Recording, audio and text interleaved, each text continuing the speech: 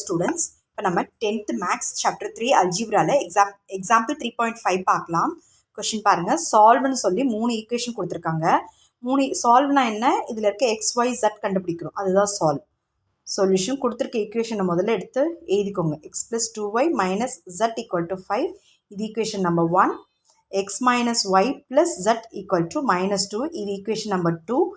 minus 5x minus 4y plus z equal to -11, இது equation number 3ன்னு எடுத்து எழுதிக்கோங்க. இப்போ பாருங்கள், நமக்கு 3 வேரியண்ட் இருந்தால் ஒரு வேரியண்ட்டாக நம்ம கேன்சல் பண்ணிட்டு வருவோம். இப்போ இங்கே z பார்த்தீங்கன்னா இது -z ப்ளஸ் z ப்ளஸ் zன்னு எந்த கோஎஃபிஷியன்ட்டும் இல்லாமல் இருக்குது. எந்த கோஎஃபிஷியன்ட்டும் இல்லாமல் இது 3மே இருக்கிறதுனால இது ஈஸியாக சால்வ் பண்ணிக்கலாம். பாருங்கள், 1 எடுத்து எழுதிக்கோங்க. X plus 2y minus z equal to 5, x minus y plus z equal to -2. ஓகேவா? இப்போ நமக்கு z வேண்டாம்னா என்ன பண்ணலாம்? இந்த ஈக்குவேஷனையும் ப்ளஸ் பண்ணால் z போயிடுமா? -z ப்ளஸ் z போயிடும். அப்போ இது ரெண்டையும் ப்ளஸ் பண்ணால் எல்லாத்தையும் ப்ளஸ் பண்ணணும். X plus x 2x, 2y minus y plus y, இது போயிடும். 5 - 2 3, இது ஈக்குவேஷன் நம்பர் 4ன்னு வச்சுக்கோங்க. இப்போ அடுத்த 2 ஈக்குவேஷன் எடுத்துக்கோங்க. Equation 2, x minus y plus z equal to -2.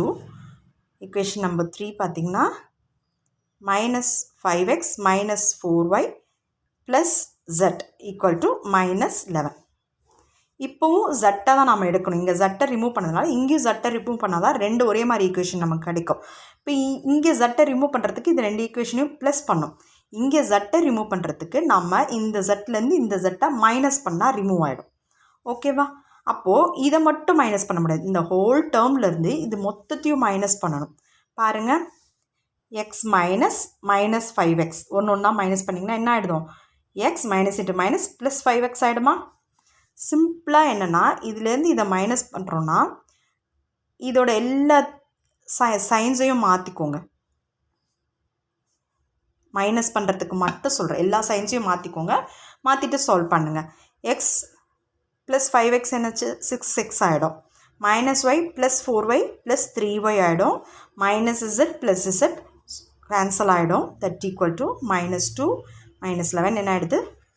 Plus 9, இது ஈக்குவேஷன் நம்பர் 5. இப்போ 4ஐயும் 5ஐயும் சால்வ் பண்ணால் நமக்கு xy கிடைக்கும். சால்வ் பண்ணால் ஒன்று ஒய்யை ரிமூவ் பண்ணணும், இல்லைனா எக்ஸை ரிமூவ் பண்ணணும்.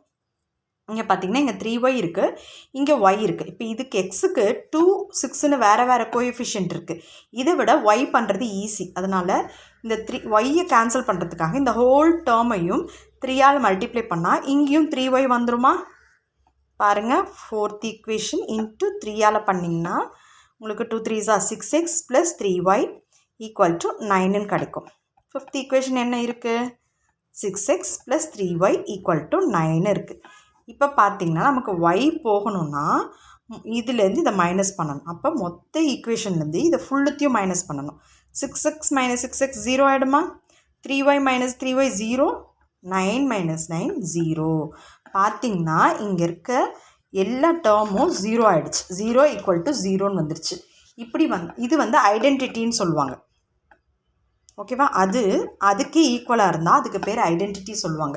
இப்படி இருந்தால் இதுக்கு ஒரு சொல்யூஷன் இருக்காது. நிறைய இன்ஃபினிட் நம்பர் ஆஃப் சொல்யூஷன்ஸ் இருக்குது. நிறைய சொல்யூஷன்ஸ் இருந்தால் மட்டும்தான் இந்த ஐடென்டிட்டி ஃபார்ம் வரும். இது எக்ஸாம்பிளில் உங்களுக்கு ஒன்று இருக்குது, எக்ஸசைஸ்குள்ளே இருக்கான்னு பார்ப்போம். இது எப்படி இதுக்கு answer எழுதலாம்னா, therefore the system has an infinite number of solutions அப்படின்னு எழுதிக்க வேண்டியதுதான். That's it. Thank you.